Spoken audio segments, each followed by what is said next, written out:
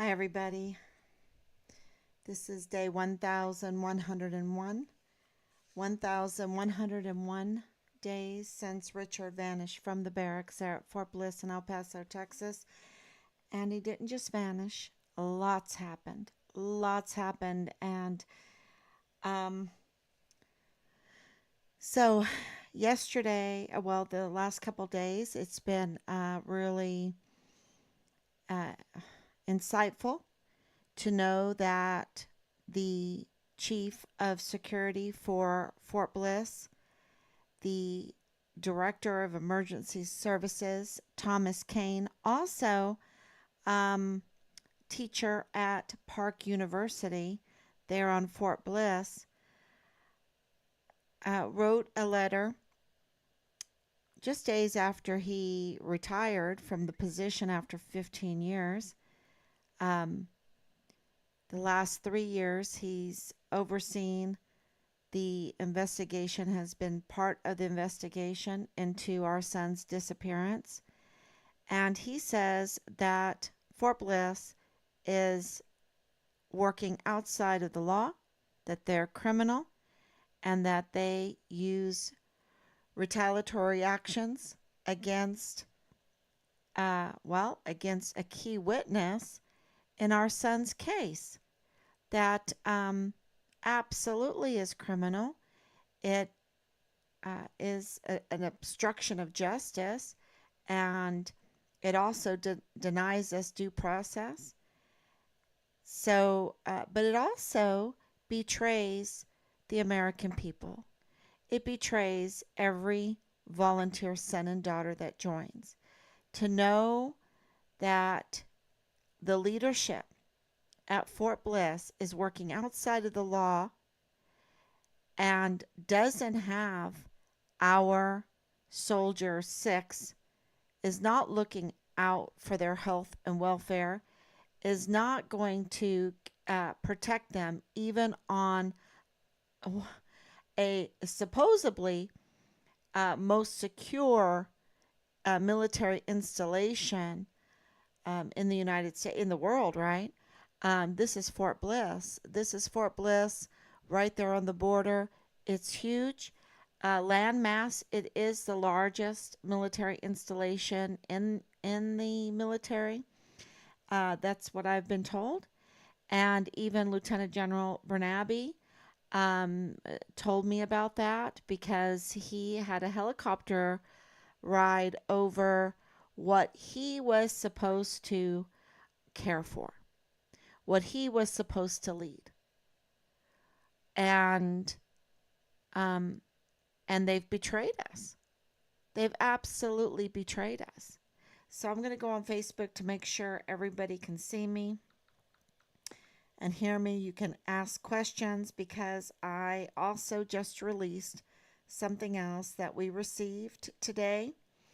Um, I was not joking when I said that we have an alliance now, that we have intel from inside of Fort Bliss now.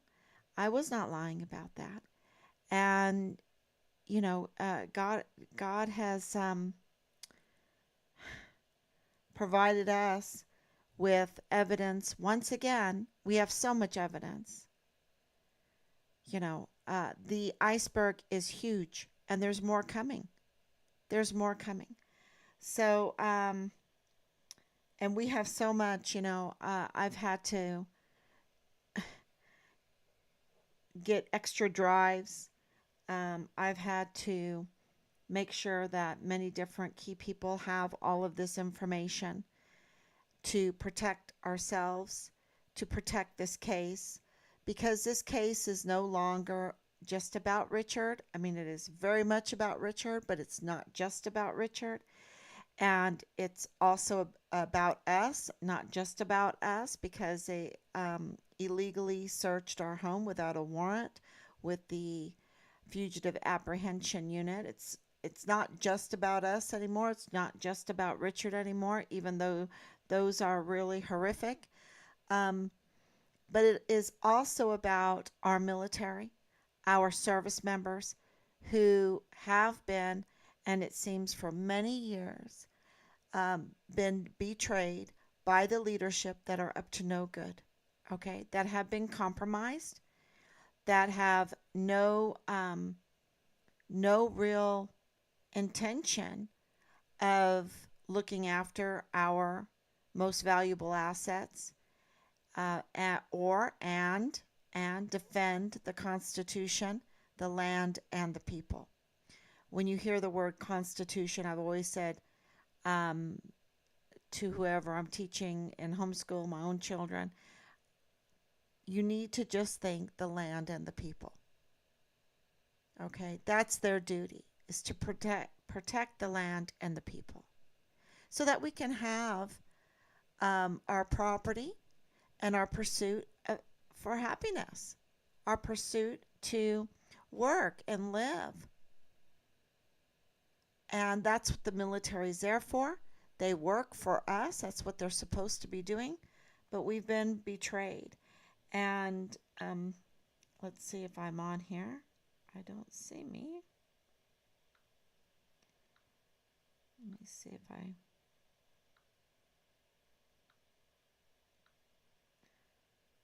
It's been a pretty crazy day.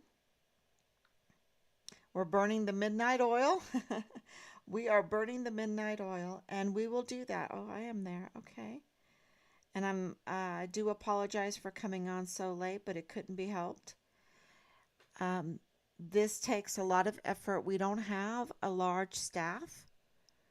Uh, you know, we depend,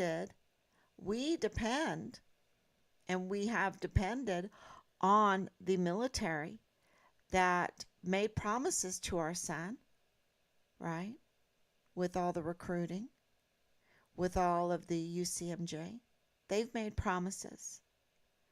And we depended on them to keep their promises. But they haven't done that. They have broke their promises. They broke the covenant. You know what happens when you break a covenant? You lose the job, right? You get fired. You lose the privilege of defending the Constitution, which is a privilege. Because when you are put in that position, the American people give you everything. They give you the trust of the land, of the people, of their most valuable assets. And so they give you large staffs. They give you transportation. They give you the installations, the huge military installations that are vast all over the world. They give you vacation privileges, retirement privileges.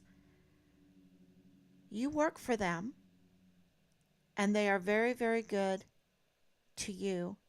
And what has happened is they have forgotten, and they betrayed, and they are compromised, and they've sold out, and we have proof of that. So in my hand right now, and I'm going to hold it up, is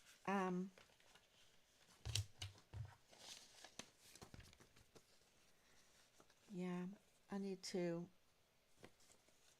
just going to fold this over. How am I going to do this? Some of this stuff, yeah, this is good enough. Okay, so right here is Leilani Hart's signature. Let me see. I want to make sure I do my due diligence.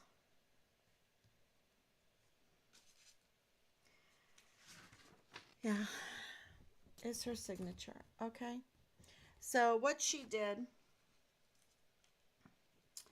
is on the 22nd of July 2020, she submitted a complaint, a criminal complaint affidavit to the CID, and it turned into an FBI complaint. And we have those numbers of the CID and FBI complaint numbers that that lead to this. This is what this is all about. And there are 5 pages here. And they are pretty sensitive. They are vile and vulgar. I will tell you that. They make you sick physically, mentally, when you read through them. But I want to take the time. You can imagine, because I've been talking about this, and I posted them, so you can read the first page and let that sink in. But I want to really talk about the legal ramifications of this evidence that we have, this hard evidence that we have. Because this has been going on for a long time.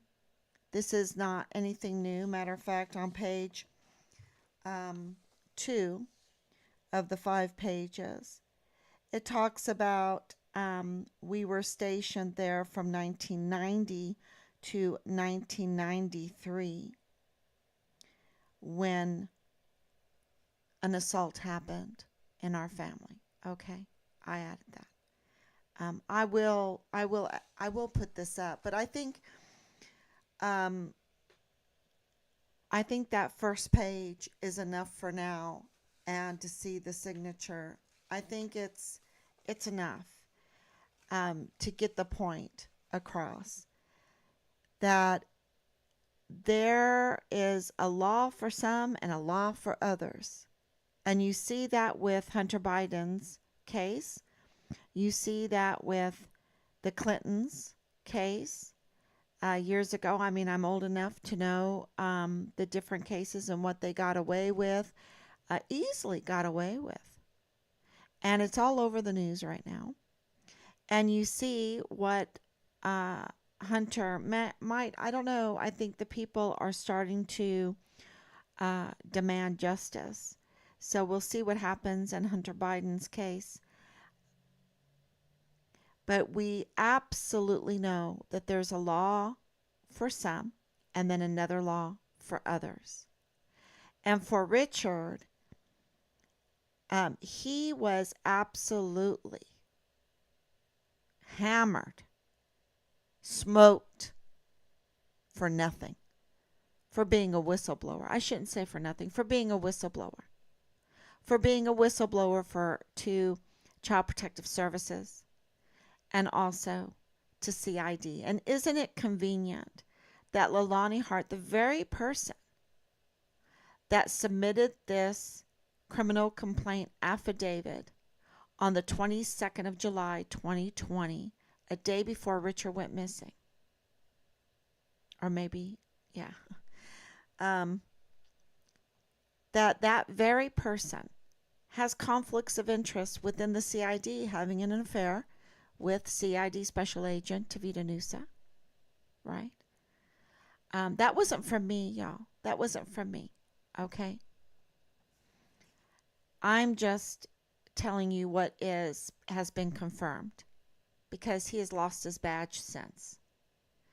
But also to have conflict of interest within the CPS, within the JAG, within the with Thomas Kane, with the security, the main security there at Fort Bliss, the director of emergency services, to have conflict of interest with the command, to have that connection with Major General Clem Coward. And so isn't it convenient when you have those connections? And I'm sure hearing it from James Hart's mouth, the situation around these complaints, that he knew the JAG well also. Oh, yeah, I forgot JAG.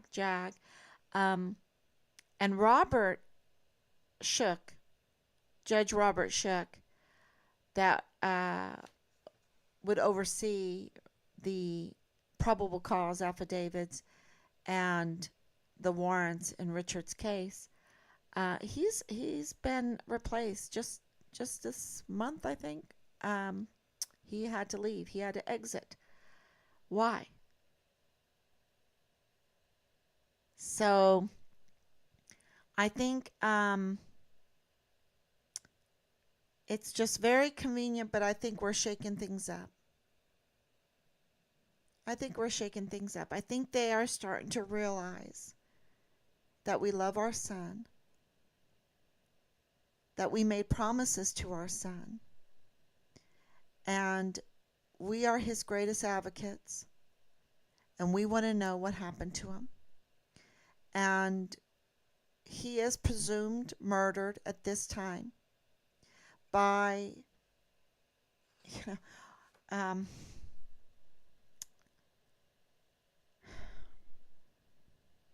and we want his remains. We want his remains, and we want justice for Richard. Not to be vengeful. This is not about malice. I don't, that's just not how I operate. But you do it because it's the right thing to do. And I've had in my classes people ask me, why was Jesus baptized? Why was Jesus baptized by John the Baptist? And I said, for righteousness' sake. Isn't that what he said? He said, for righteousness' sake. Because it's the right thing to do. It's the right thing to do. And justice for Richard, demanding his remains be brought home, is the right thing to do. To walk away from this and let the child abuse, the child rape, the child sex trafficking, the child pornography, the weapon smuggling, the illegal LLC investment deals, the illegal, I think, export-imports, the illegal weapons, well, I should say equipment sales, the narcotics, all of this not carelessness that comes from that kind of criminal syndicate where they spend their days, maybe in other people's beds instead of earning their wages. With these sex cults, maybe they spend it trying to groom our young people instead of training them to esprit de corps, training them to the Medal of Honor ethos, training them to defend our country.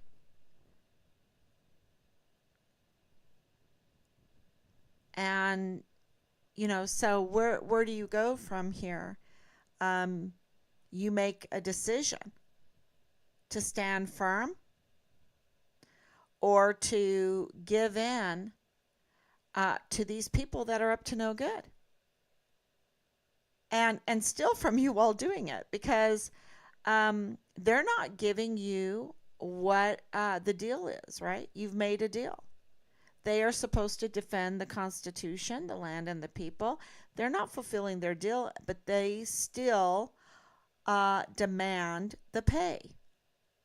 They still demand the retirement. They still demand the respect, the beautiful uniforms, the beautiful ribbons, the beautiful stars, the large staffs. We don't have a large staff. So we're burning the midnight oil because we have been appointed. They told us you have to bring us leads, and now we've brought them leads, and we'll see what they do with it. we've brought them leads the whole time. And, I don't know how long the American people will determine how long this will go on, that they don't do the right thing. But I, for one, will be on the front line. And I hope a lot of Americans will join us. Rob and I will be on the front lines saying we need to do what is right. We need to do what is right, even though we have to burn the midnight oil. We have to do what is right for our service members, because our service members right now are serving under generals and flag officers, 4-star generals and admirals and flag officers that are up to no good. Look at Lieutenant General Bernabe. He absolutely obstructed justice. This complaint that clearly implicates First Lieutenant Dallas Hart,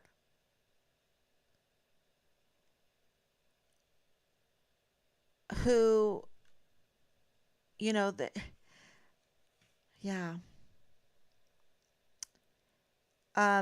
This complaint came in on the 22nd of July, 2020. Absolutely, Lieutenant General Sean Bernabe received this complaint. Our key witness that connected the dots, right? Reporting Leilani Hart in January of 2022. Why didn't they call him in to question him? Why did they just start retaliation like they did with Richard? Clearly, they started retaliation. Why did they do that?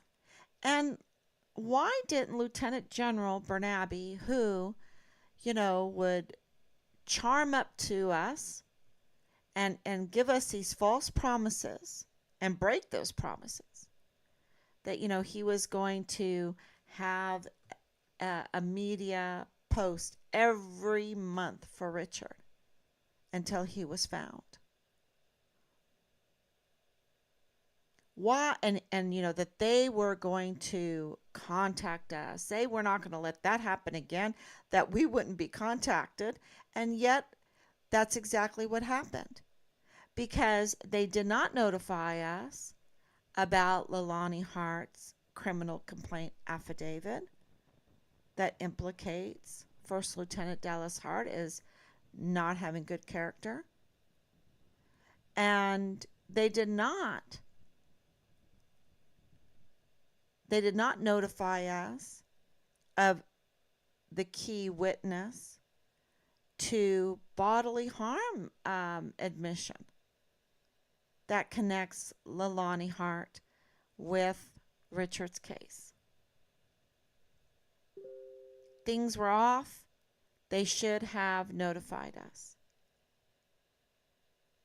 And when we put in for an open records request, because if Lieutenant General Sean Bernabe knew about James Hart, Leilani Hart, and First Lieutenant Dallas Hart working on Fort Bliss, okay?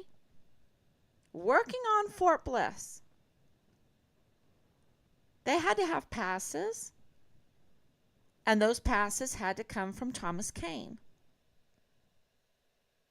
And Thomas Kane, too busy doing other things than concentrating on his job and his duty and his earning his paycheck. And I don't want, I'm very appreciative of his letter. I really am. But and I'm trying to stay very calm in this. It is so difficult It's so difficult because the betrayal is so great. Little kids, y'all, God's children are not for sale. And yet, we have 85,000 unaccounted for minors on Fort Bliss because the security was lax. We have a 14-year-old girl living in the barracks being prostituted at night because the security is lax. We have surveillance footage that is missing and tampered with because the security is lax. We have a missing soldier there's all kinds of evidence of foul play because the security is lax. And yet, instead of doing the right thing, they conduct a smear campaign against my son. And I'm supposed to be very calm. It's very difficult, y'all, because Richard did just an amazing thing. He stood up to them and he made those Child Protective Service complaints because he knew that children have value and that we are obligated to care for our children, that we are obligated to watch out for our children. And we have a whole society that has agency after agency built on that, including the Child Protective Services, which has become infiltrated. We have the connections. It's so sad. We have the emergency intake connections, and it's so sad because they're up to no good. And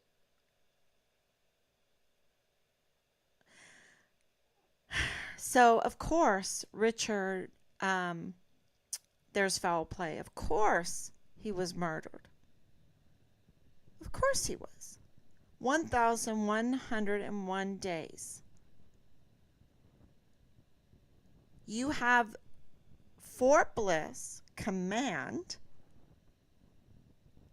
greenlighting the lax security, the corrupt security, the compromised security of Fort Bliss. You have the command, and I'm talking about the general that came before Bernabe. What was his name? White. Oh my gosh. Anyway, my husband will tell me. And then Lieutenant General Bernabe.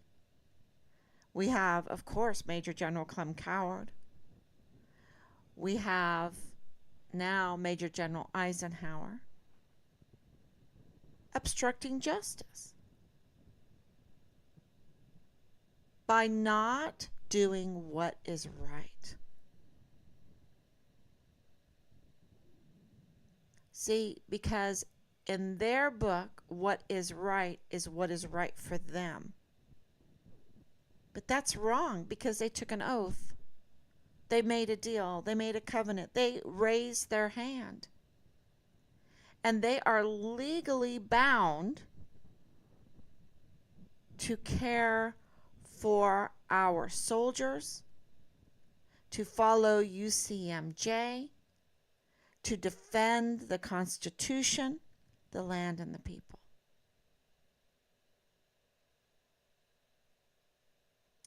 And that is why, since they, feel like they have a different law,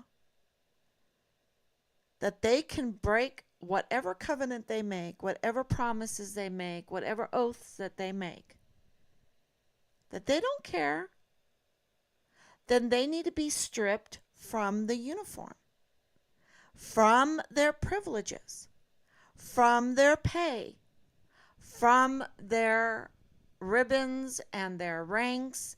We need to have accountability here. Because if we don't, more people are going to get hurt.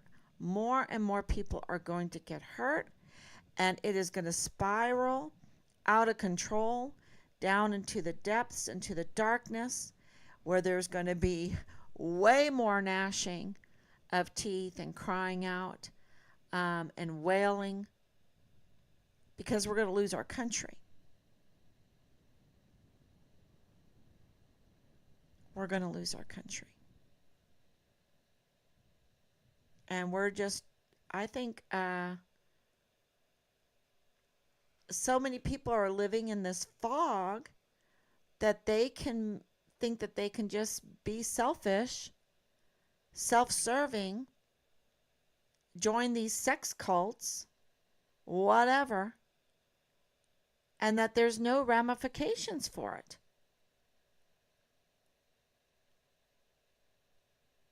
But, actions have consequences. And I'm not willing to give up on my country. I won't give up on my son, even though I know that he's been murdered. I want his remains, and I want justice for him. And I hope that you take the time out to read this and, sit down, say a prayer before you read Leilani Hart's criminal complaint affidavit. Say a prayer before it, and say a prayer after it, and say a prayer during it. Christ over me, Christ under me, Christ around me, Christ in front of me, Christ in back of me. Isn't that St. Patrick? You have to surround yourself with goodness and hope and all the virtues that God gives us that come only from God to get through the vile and the vulgar and the vice. Because what you read in Thomas Caine's letter and what you read in this criminal complaint is not the whole story, okay? There's a lot more to the story. And that's what we're going to try to uncover, because we've been made the chief investigators of our son's case. We've been made the media of our son's case. We have been made the advocate for Richard, of course, and more. You name it. We've been doing it. So we just want to thank everyone for their patience at 1,101 days. And we're going to keep going, and hold on to your seats, because we have the general now being investigated by the Inspector General. We got a message today about that. And I don't know if that's just him kicking the can. I don't know. We'll see. Because don't forget, the Inspector General is Lieutenant General Donna Martin. Okay? Lieutenant General Donna Martin is the general that came for the staged task force find Richard Halliday out of uniform, without an op-ord, no operational order from her. She just winged it. She winged it unofficially. It was just to placate us. And she wanted to act real friendly, so she put the chair in the middle of the room and sat on the chair like an Indian. I kid you not, cross-legged like an Indian. And wanted to hear about Richard. But you see, at that time, we gave them that there were leaks. We knew things were stinky, and we presented that there. And we brought witnesses with us, thank God. And so we have the notes.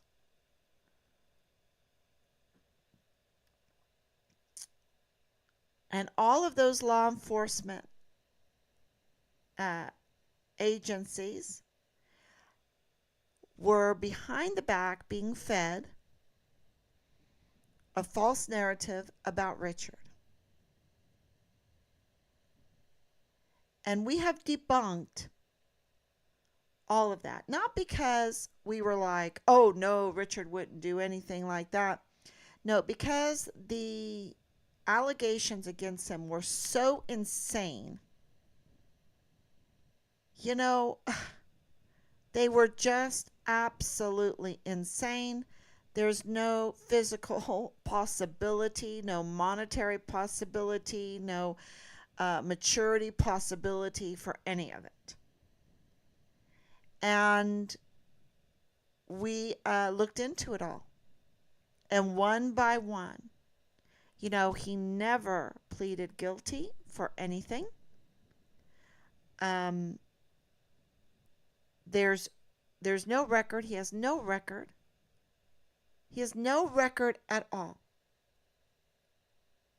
Matter of fact, he's so clean that the retaliation that they committed against him, like a waterless waterboarding, that's my good friend. She's awesome. She goes, oh my gosh, they waterless waterboarded him continuously and severely. Well, those actions have been scrubbed from his file. The retaliations have been scrubbed. We even had a petition because it was so clear to every one of us. And you have to understand, my husband is a 30-year Army veteran. Okay? He knows the Army. Our wonderful friend, very close to Richard. Matter of fact, Richard's godmother, 40-year veteran, serving under 7 four-star generals. Very close to 7 four-star generals. Lots of flag officers. We have my father. Rest in peace, Dad. Miss you. 23 years service as an NCO. My father-in-law, also over 23 years service as an NCO in the Air Force.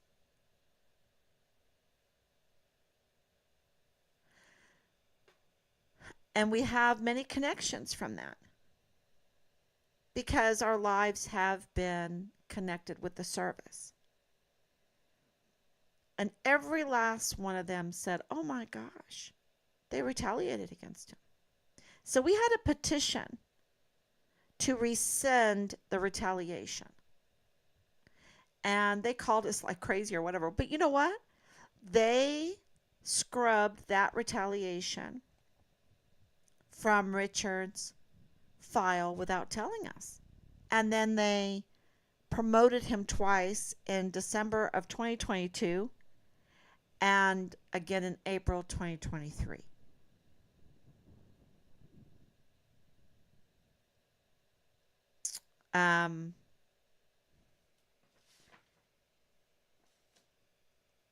Yeah, it's that is without telling us.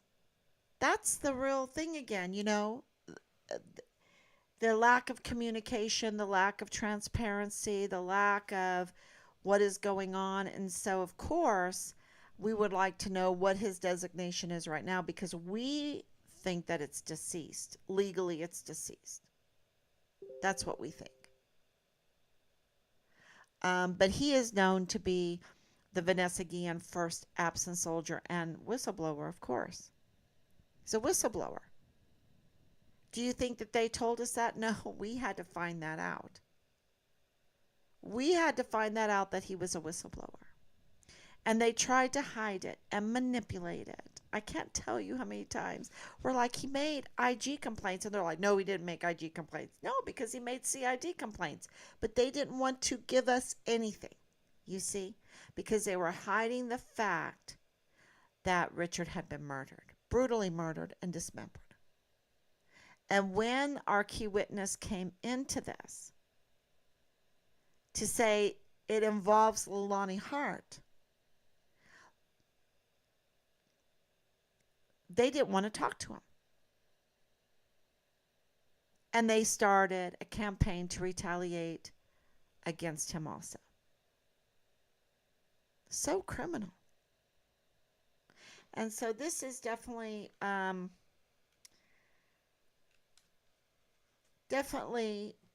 battle for the service members, because don't forget that Major General Donna Martin, who's IG, who it's her office that's going to be investigating the General Eisenhower, this case, however they do it. It's going to be interesting.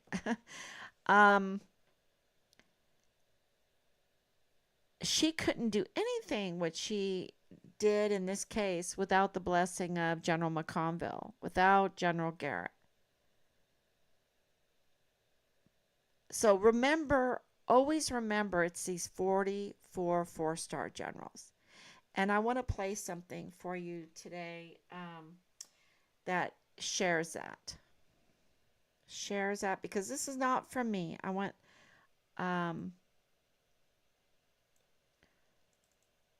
everyone to understand that this is not from me. This is something that people that really have been investigating what's going on in our military today have discovered what's going on. So here it is, and I know everyone's, oh my gosh, why are you playing him? But this is the truth, and this is amazing. Has basically told Tuberville, we're not negotiating at all. It's either our way or the highway. Tuberville's a hero here. Tuberville, one man alone. So Mr. Smith goes to Washington. And Frank Gaffney and the team on the Committee for the Present Danger, because Frank, and you and I had a lot of conversations about this. I said, Frank, we got to pick our battles. And you said, Steve, I think this is one we could show the whole problem by going after it. And I give a hat tip. You guys, General Scott was not confirmed. They got ready to leave town. They were going to have the vote. The vote was canceled. You know why the vote was canceled? They can put a lot of different excuses on it. The vote was canceled because the vote's radioactive.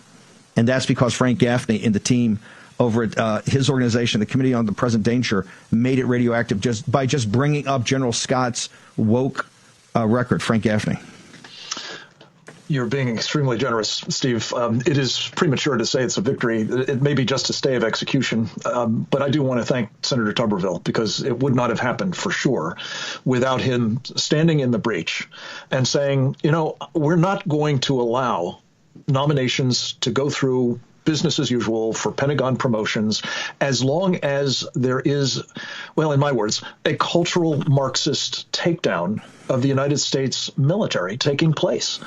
And he's been specifically focused on this idea of really, I think, violating the law by funding abortion-related activities and expenses. But it applies to the larger problem that we've got. And Steve, you've spent a lot of time focused on this, and properly so, in the National Defense Authorization Act and more generally, what cultural Marxists are doing. And some call it woke, which simply confuses people as to what the problem is. It's about the takedown of this last standing institution. In the march through all of the institutions that people going back to the Frankfurt School. Are you saying that a 4-star, hang on, whoa. You're saying a 4-star, I think, Chief of Staff of the Air Force is a cultural Marxist? Is that your theory of the case, Brother Gaffney? My theory of the case is whether he is one, or whether he is simply a useful idiot for them, or he is otherwise an enabler. It doesn't really matter what he is doing. And he's done it to the Air Force, which, by the way, is now rated by the Heritage Foundation as very weak as a result of 3 years of his running the place. That would seem to me to be a disqualifier for a promotion if any were needed. But on top of it, Steve, as you know, what he has been doing very aggressively is promoting this whole diversity, inclusion, equity agenda. He's all about critical race theory. He wants quotas. Can't have too many white male pilots, for example. 46% is the right number. I mean, what's that about? That's not a meritocracy. That's not an approach that ensures you've got the best in the cockpit, and it's taking its toll on the Air Force. The question is, are we going to entrust the entire United States military to a guy with such an agenda? I think not. But here's the point. There have been tremendous numbers of people, you've given me credit for it, but an awful lot of very important organizations and individuals have all come up on the net saying, we don't want General Brown. In fact, there's a website, rejectgeneralbrown.org, I commend people to. We're going to start a new coalition called Save America's Military to try to make sure that we do this as the first step towards blocking, hopefully, the rest of the woke agenda in the military. Okay, so I thought that was very, very interesting, and I do want to clarify the point with the quotas. You know, why would you have a number on a quota? Maybe there's only 23% white males that could be the best pilots. Why does it have to be 47? Maybe it is 49% or 53%. Who knows? It doesn't matter. You know, why do you have to have the quota? You need to press for the best pilots that there is, no matter who they are as far as color and race goes. So, you know, that's really clear, and I think that's what he meant. What is that about? I think that's what he meant to when he said that. But the other thing is that he's like, are you telling me that a 4-star general could be detrimental, have detrimental intentions for the United States Air Force or Army or any command that they are over? And absolutely, General McConville is committed crimes against humanity. And he is an absolute criminal, and I'm saying that I'm just none of this could be happening without them greenlighting it. Our 4-star generals are so powerful; they have the entire military behind them. We're talking about fleets. We're talking about bombers. We're talking about the marksmen and the sharpshooters and the ADA, right? We're talking about very powerful weapons and all the secrets, the asymmetric warfare tactics. They have that behind them. And so you know, that's why we give them so much respect, because we've given them so much power, and yet they have betrayed us. And clearly Richard's case shows that betrayal, because they don't have the best interest, or they're not authentic when it comes to what they mouth, that they care for. They have that obligation to care for our soldiers, the army of one, the be all you can be, the leave no soldier behind. That's just to recruit, and it's a lie, because in Richard's case, there has been so much wrongdoing, and we are still getting cover up, y'all. We are still getting cover up and retaliation, and absolute a mess, a total mess from these people that have everything. They should be lockstepping. They should find Richard. They could find Richard in 24 hours with their intel. But look, it seems that Team Find Richard Halliday's intel from within Fort Bliss is better than the generals, because he had to kick the can, right? He couldn't handle this. He couldn't handle us saying, we need you to do an independent investigation into the disappearance of our son, Richard Halliday, from Fort Bliss. He couldn't handle it. A 2-star general couldn't handle doing what was right. And I'm supposed to stay calm. Then what is he good for? To kick the can. Fraud, waste, and abuse. Fraud, waste, and abuse, and to do harm instead of to do what's right. So that's really my message tonight. I really can't talk so much about this criminal complaint affidavit. It's so vile and vulgar, y'all. And the legal ramifications are so great because they didn't do anything about it. So they're culpable for what happened to Richard, among others. They didn't do anything about it. And so not only are they culpable for what happened to Richard, but they're culpable for what happened to these children and even their own family members. Leilani Hart, why isn't she arrested? Why isn't James Hart arrested? Why isn't First Lieutenant? Why did First Lieutenant Dallas Hart just walk away from the military? He should have had a court martial. Okay, I mean that is very clear that they're under a different law than what Richard was under. That's for sure, because for doing absolutely nothing, he was retaliated against, and he was threatened with 6 years in the brig.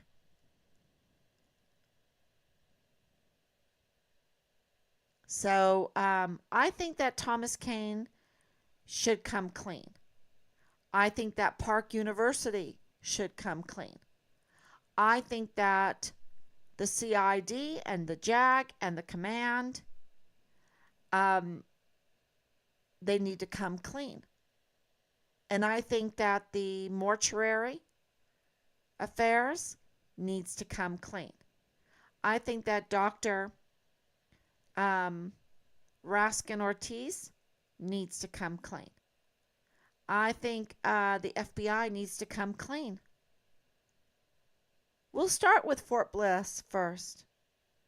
But don't, I haven't forgotten, and I'm wearing this hat. Is the FBI hiding the remains of my son? Because so says Nadal Baim, the father-in-law of Lieutenant Colonel Bradford Bugado in the G3 of the 32nd ADCOM. So I don't know how much evidence, we got the CCTV footage, we have the witness testimony on video, we have the name of the witness, we have a key witness about Leilani Hart and her intentions and what she knows about the murder of our son. We have her criminal complaint affidavit, which is a confession that implicates her for major crimes. We have Thomas Kane's confession or accusations against Fort Bliss Command and their lawlessness and their retaliatory actions against the key witness in Richard Halliday's case. And we have much more. We have Anthony Swafford saying that the smear campaign came from military police guard mount. We have the records that Leilani Hart was having an affair with Tavita Nusa, right?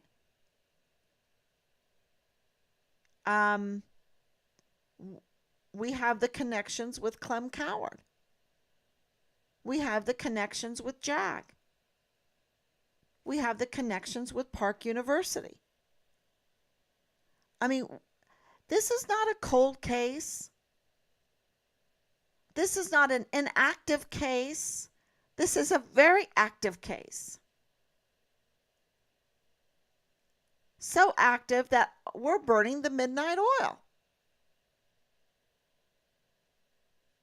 So I hope that you all share this, share this a lot everywhere, and let's do the right thing. Let's do the right thing for our service members, for our military, for our country, for Richard, for our witnesses, for whistleblowers.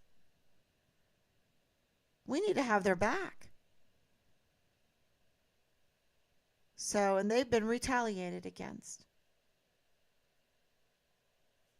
So every case that Marlon Soto put his hand on, that Thomas Kane put his hand on, and others needs to be revisited, reinvestigated.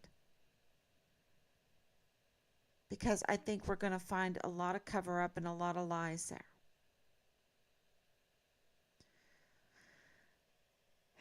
Okay, everyone, thank you so much. God bless you. Anicia, thank you so much for your prayers. And Danielle, thank you for the prayers. And we appreciate it so much. And we will be back tomorrow. God bless you. And we love you for sticking with us for so long, for loving our country, for loving our service members. And we will be back tomorrow.